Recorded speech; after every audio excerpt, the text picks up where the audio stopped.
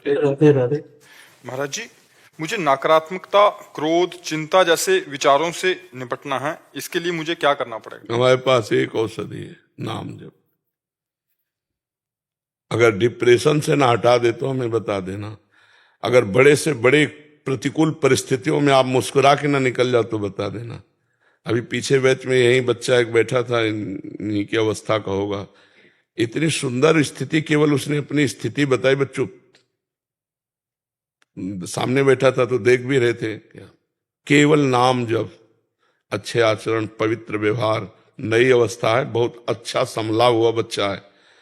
अगर हम भजन करेंगे सब कुछ हो जाएगा। जब हिंसक प्रवृत्ति करने वाला व्यक्ति, बहुत लाखों लोगों की हिंसा करने वाला, सीधे राम नहीं बोल पा रहा था, मरा मरा जब बोला तो सिद्ध हो गया। तो हमें विश्वास करना चाहिए कि भगवान के नाम में अपार सामर्थ्य है। हम नाम जप करें, पवित्र आचरण, पवित्र भोजन, पवित्र व्यवहार, अभी सब ठीक हो जाएगा। तुम चाहे और जो कुछ कर लो, नाम जप ना करो, कुछ नहीं होने वाला। करके देख लो। नाम मूल है भगवान का भजन। अगर भजन नहीं है, तपस्या नहीं है, तो सब बकवास है। चाहे जितना उपदेश दे लो, चाहे जितना उपदेश सुन लो, वो केवल पैसा कमाने का जरिया हो सकता है, लेकिन जीवन बदलने वाला नहीं हो सकता। जीवन तभी बदलेगा जब आप में भजन हो, आप में तपस्या हो, तभी जीवन बदल सकते हो, दूसरों का भी और अपना भी।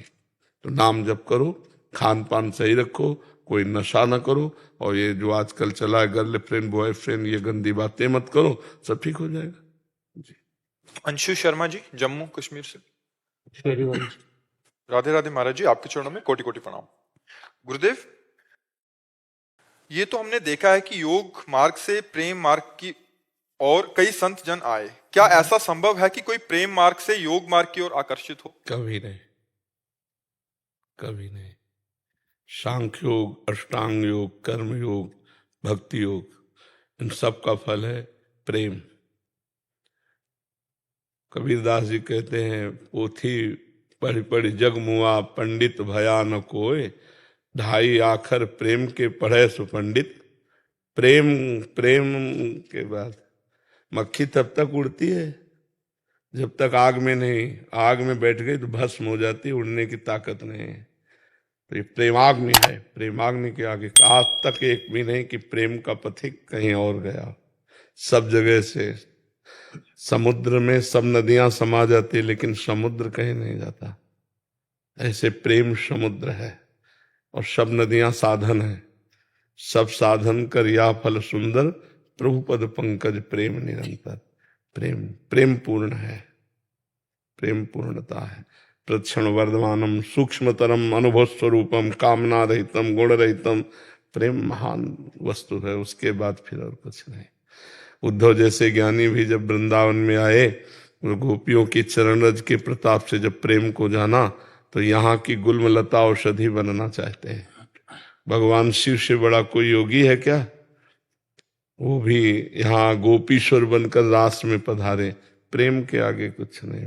प्रेम में तो भगवान भी अधीन है। नहीं, कोई योग से भगवान को आज तक अधीन किया है क्या? चुटकी बजाई भगवान प्रकट हो गए, और प्रेम में आंसुओं में भरकर पुकारा, उसी समय प्रकट हो गए। रुदुश्रम राजन कृष्ण दर्शन लालसा, तो तासा महावीर भूत छोरी इसमें मान मुखाम्बुजा, पीताम्बर धरा सृगवी साक्षात मनमथ मनमथा। जिस समय गोपियां रुदन करने लगी भगवान के मिलन के लिए, उसी समय सर्वलोक सौंदर्य माधुर्य निधि भगवान कोटि कोटि कामों को भी मर्दन करने वाले रूप को प्रकाशित करते हुए प्रकट हो गए। तासा महावीर उन्हीं के बीच में, भूत छोरी इसमें मान मुखाम्बुजा, मुस्कुराहट मुख से प्रकट हो रही, करोड़ करोड़ काम मूर्छित हो जाए, ऐसा सुंदर भगवान श्याम सुंदर का रूप प्रकाशित हो गए। भगवान प्रेमाधीन कहे गए हैं। नहीं, कभी सुना हो कि भगवान योगाधीन, भगवान कर्माधीन? कर्माधीन जीव कहा गया है। नहीं, भगवान ज्ञानाधीन ऐसा नहीं कहा गया, भगवान प्रेमाधीन है, और उन्हीं भक्तों के अधीन इसीलिए कहा गया भक्ताधीन। प्रेम से ही रीच किया। हाँ, प्रेम, प्रेम ही एक ऐसा है जो अजित को जीत ले, अखिल कोटि ब्रह्मांड नायक को भी अधीन कर ले। वो प्रेम ही है, दूसरा कोई नहीं है। सुबोध शर्मा जी। हरिवंश। महाराज जी आपके चरणों में कोटि कोटि दंडवत प्रणाम। महाराज जी गीता में ये देह कहा गया है कि ये देह जैसे पुराने वस्त्रों को त्याग कर नए वस्त्र धारण कर लेता है। ज्ञानी पुरुष, अज्ञानी नहीं, ज्ञानी पुरुष। हाँ, वैसे ही ये देह ही पुराने शरीरों को त्याग कर नए शरीर धारण कर लेता है, पर पुराने वस्त्र त्याग कर नए वस्त्र धारण कर लेने पर दुख नहीं होता अपितु खुशी होती है, जबकि पुराने शरीर को त्यागने पर दुख होता है तथा नए शरीर। हम इसीलिए बीच में बोल दिए थे, ज्ञानी पुरुष के लिए बात है, अज्ञानी की नहीं। क्योंकि अज्ञानी आसक्त चित्त होता है, इसलिए उसे दुख होता है, और ज्ञानी वैरागी होता है, स्थूल शरीर से भी, सूक्ष्म शरीर से भी और कारण शरीर से भी। तभी तो ब्रह्मबोध संपन्न महापुरुष कहा जाता है। जी रेशमा जी, राधे राधे प्रभु। राधे राधे महाराज जी। महाराज जी आप कहते हैं कि जब कृष्णा जी की कृपा होती है तो वह आपको धीरे धीरे दुनिया से दूर कर देते हैं, लेकिन जब सबसे दूर हो जाओगे तो अकेलापन होता है। इसके लिए कहाँ अकेलापन होता है? तुमने देखा कहाँ है? कभी दूर हुई हो? केवल कल्पना कर रहे हो। हम अकेले हैं, हम अकेले बचपन से दूर हैं, हम अकेले हैं। अभी तो आपसे इतने लोग नहीं मिलने आते होंगे जितने लोग हमसे मिलते हैं। ये तो बाहरी है, और अंतर में हमारे प्रभु हमारे साथ हैं, हर कदम हर पल हमारे साथ है। इतना सुंदर प्रभु, इतना सुंदर प्रिया जो हमारे साथ है, हमें और किसके साथ की जरूरत है? यहाँ जितने साथी सब मरण धर्मा है, कब मर जाए कब बिछुड़ जाए कुछ पता नहीं। वो अविनाशी प्रीतम हमारे साथ है, तो हम अकेले कि तुम अकेले हो? तुम पति पुत्र परिवार के साथ रहते हुए भी अकेले हो, क्योंकि कोई तुम्हारा साथी नहीं, ना वो तुम्हें जानता ना तुम उसको जानते हो। सब परदेसी की तरह रह रहे हो। जानते हो अपने पुत्र को कौन है? अपने पत्नी को जानते हो कौन है? अपने पति को जानते हो कौन है? किसी से कोई परिचय नहीं, माने बैठे। जान जाओ तो भगवान है, भगवान है पति रूप में, भगवान है पुत्र रूप में, भगवान है पत्नी रूप। अगर ये जान जाओ तो तुमको भी वही गति होगी जो बड़े बड़े संतों को होती है, पर ये तो जानते नहीं। तो अकेलापन के सच्चा पूछो तो अकेलेपन आपको खाता है, हमें थोड़ी अकेलापन खाता है। हमारे तो बाहर, तुम्हारे तो 4 परिवार होंगे, हमारे तो 40,000 परिवार है। तुम्हारा कोई नहीं है संसार में, नहीं है, हमारा है, प्रीतम है, हमारे भगवान है, हमारी प्रिया जो है, हमारे लाडिले। तुम्हारा कोई नहीं है। तुम जिनको देख रहे हो सब मरण धर्मा, कभी भी मर सकते हैं, पूरे के पूरे एक साथ मर सकते हैं। हमारे प्रीतम नहीं मरेंगे।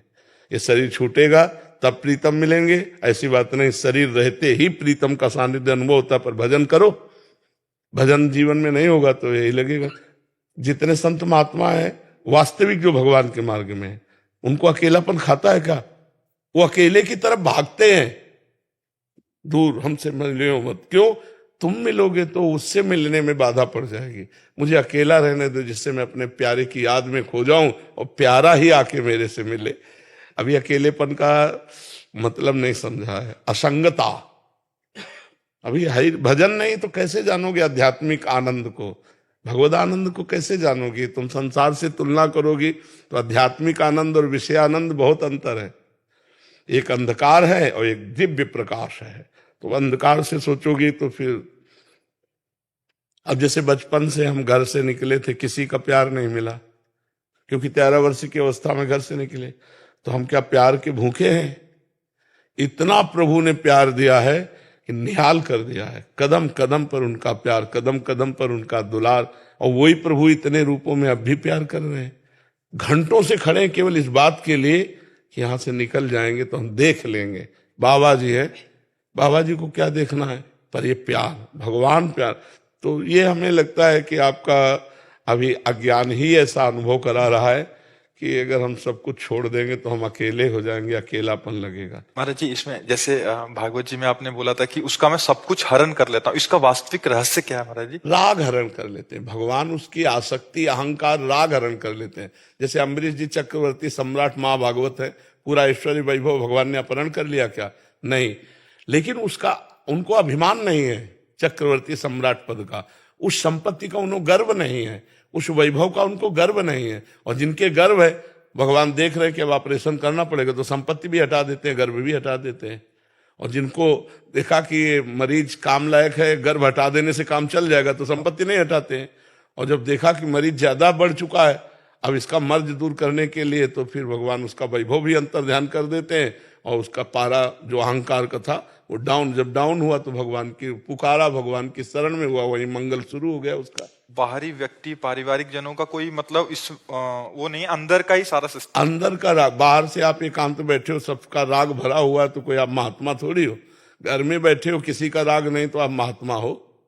भाई अंदर की बात, सुधार अंदर होना, बाहर से क्या, बाहर कहीं भाग के चले जाओ तो क्या त्यागा, अंदर का राग त्यागा। इस पे मेरा राग नहीं है। स्टेशन में जैसे बैठे हैं, सरकारी स्टेशन, अपना काम कर रहे हैं, गाड़ी आई चल दिया, बस इंतजार है, गाड़ी आई चल दिया, अपना काम कर रहे हैं, अपनी वस्तु थोड़ी है। अपने तो श्री जी हैं, अपने तो लाल जी हैं, अपने तो प्रभु हैं। आपने क्या किया, अपने घर को अपना मान लिया, चार परिवार को अपना मान के इतना उसी में डूब गए कि बस जो कुछ हो तो इन्हीं को सुख मिले। जैसे एक आदमी दूध में केमिकल मिला रहा है, गंदी गंदी चीजें मिला रहा है, और उससे कहो कि यही दूध अपने बच्चे को पिलाओ, नहीं पिलाएगा, क्योंकि जानता मैंने कितनी गंदी वस्तुएं, और दूसरे के बच्चों के प्राण घातक वस्तुएं बेच रहे हो, तुम्हारा नाश नहीं होगा। तो ये बुद्धि भ्रष्ट हो जाती है राग से। और अगर राग रहित है तो समाज का उपकार करता है, मंगल करता है, कि जो चीज हम नहीं खा सकते दूसरे को कैसे दे सकते हैं। ये जो आसक्ति है, ये जो राग है, यही पाप कराता है, और इसी को दूर करना आवश्यक होता है। जो इससे दूर रहता है वो गृहस्थ में रहते हुए संत है। संत केवल भेषधारी थोड़ी होते हैं, नहीं। देखो विभीषण जी कोई संत का भेष नहीं धारण किए, आचरण संत के हैं। तो भगवान कह रहे तुम सारीखे संत प्रिय मोरे, धरो देह नहीं आननी हो रे। तुम्हारे जैसे संतों के लिए मैं शरीर धारण करता हूं, भगवान कह रहे हैं विभीषण जी को। तो आचरण प्रधान संत, संत मतलब आचरण। और अगर कहीं वेश भी है और आचरण भी है तो सोने पे सुहागा समझो, सोने पे सुगंध समझो। और भेष है आचरण नहीं तो काल नेमी राक्षस वेश धारण किए था, आचरण नहीं थे, हनुमान जी ने मार डाला था। अगर वेश नहीं है और आचरण है तो वो संत है, वेश है और आचरण है तो फिर क्या कहना है, जगत गुरु है। और अगर वेश है आचरण नहीं तो असंत है, वो संत केवल वेश धारण मात्र से नहीं हो जाता। जी। पीयूष झा जी बिहार से। महाराज जी आपके चरणों में दंडवत प्रणाम। महाराज जी अगर मैं एक आत्मा हूं और आत्मा का परमात्मा से संबंध, पहले अगर ही शब्द हटा दो, अगर संशयात्मक शब्द है। अगर नहीं, अगर में मतलब होता है कि माना कि मैं एक आत्मा हूं, नहीं है, हम आत्मस्वरूप, हम देह थोड़ी है। पहले इसका ऑपरेशन कर लो अगर का। मेरा टेबल, मेरी घड़ी, इससे प्रतीत होता मैं घड़ी नहीं हूं, मैं टेबल नहीं हूं। समझ में आ गया ना? मेरा हाथ, मेरा पांव, मेरा आंख, मेरा कान, में पूरे ढांचे को क्या कहा जाता है, मेरा शरीर नहीं कहा जाता। जो मेरा है वो मैं नहीं हो सकता, मतलब शरीर नहीं है आप। अगर शब्द हटाइए, अब अंदर घुसिए इसके, मेरा मन, मेरी बुद्धि, मेरा चित्त, मेरा अहंकार, ये अंतःकरण चतुष्टय, मन बुद्धि चित्त अहंकार, और मेरी इंद्रियां, मतलब जो मेरा है, मेरी है, वो मैं नहीं हो सकता, मतलब ये सूक्ष्म शरीर भी मैं नहीं है। मेरा स्वभाव, ये कारण शरीर है, तो स्वभाव भी आप नहीं है। अब मान गए ना? समझ में आ रहा है कि नहीं? आप कभी मैं स्वभाव हूं बोला क्या? इसका मतलब ये आपके हैं, तो आप कौन है? आप आत्मा है। समझ रहे ना? अगर मैं आत्मा हूं, इस शब्द का खंडन, आप आत्मस्वरूप हैं। इस बात को समझ रहे ना? अब आगे बोलिए। महाराज जी मैं एक आत्मा हूं और आत्मा का परमात्मा से संबंध है। आत्मा ही परमात्मा है, संबंध नहीं है, यही तो भ्रम है। संबंध नहीं है, वो परमात्मा ही है। तुम अपने को अलग इस रूप के कारण देखकर मान रहे हो। आपने देखा है क्या उस आत्मा को? जो तुम हो तो कभी मिले हो अपने से? नहीं मिले। उसके लिए साधना की जाती है, उसके लिए तपस्या की जाती है, तब शरीरों का राग नष्ट होता है। अपने स्वरूप, तो जो अपना स्वरूप है तो जानत तुम्हें तुम्हें हो जाए, सोई जाने जे देहु जनाई, और जानत तुम्हें तुम्हें, वो भगवत स्वरूप ही था, भगवत स्वरूप ही है, भगवत स्वरूप हो जाएगा। जी महाराज जी ये आत्मा इस नाशवान शरीर को परमात्मा में लगाकर इसे जन्म मरण के चक्कर से मुक्ति क्यों नहीं करवा देती? कौन? आत्मा। क्योंकि वो आत्मा आप है। आप अपने को भूलकर शरीर मान करके भोगों में जाएंगे तो कौन मना करेगा? आप हटिए, अभी हट जाएंगे। आप ही तो हैं आत्मस्वरूप। तो आपने अपने को, आपको ये मान लिया अब इसको जब माना कि मैं पुरुष तो फिर स्त्री में आकर्षण, फिर भोग, नाना प्रकार की दुर्गति, वही फंस गए। हटो, जो जाना कि मैं शरीर नहीं हूं, वो तपस्या प्राण होकर इंद्रियों को वश में करके भगवत प्राप्त हो गया। और कोई थोड़ा दूसरा करेगा, आप ही तो है आत्मा। क्यों? हाँ, भजन में लगो। अब गंदे आचरण करोगे भगवत प्राप्ति हो जाएगी। तो करना तो आपको ही है ना। क्या करना है? अच्छे कर्म करने, भजन करने, शास्त्र स्वाध्याय करना है, तप करना है, उससे भगवत प्राप्ति होती है। समझ में? जी। शैलेंद्र कुमार जी बरेली से। राधे। राधे राधे महाराज जी। महाराज जी, मुझे ये जानना है कि कर्म और भाग्य में क्या रिश्ता है। जब हम किसी चीज पूर्व, एक एक शब्द का उत्तर लो तो अच्छा रहेगा। भाग्य कहते हैं पूर्व में जो किए हुए कर्म है, उन कर्मों से जो कुछ कर्म निकाल करके शुभ और अशुभ, सुख और दुख देने वाले इस शरीर की रचना हुई, उसे भाग्य कहते हैं। अब जो हमसे नए कर्म होते हैं उनको कर्म कहा जाता है। कर्म और भाग्य में अंतर है। पूर्व के किए हुए कर्मों के परिणाम स्वरूप जो मुझे देह मिली, ये भाग्य से मिली है।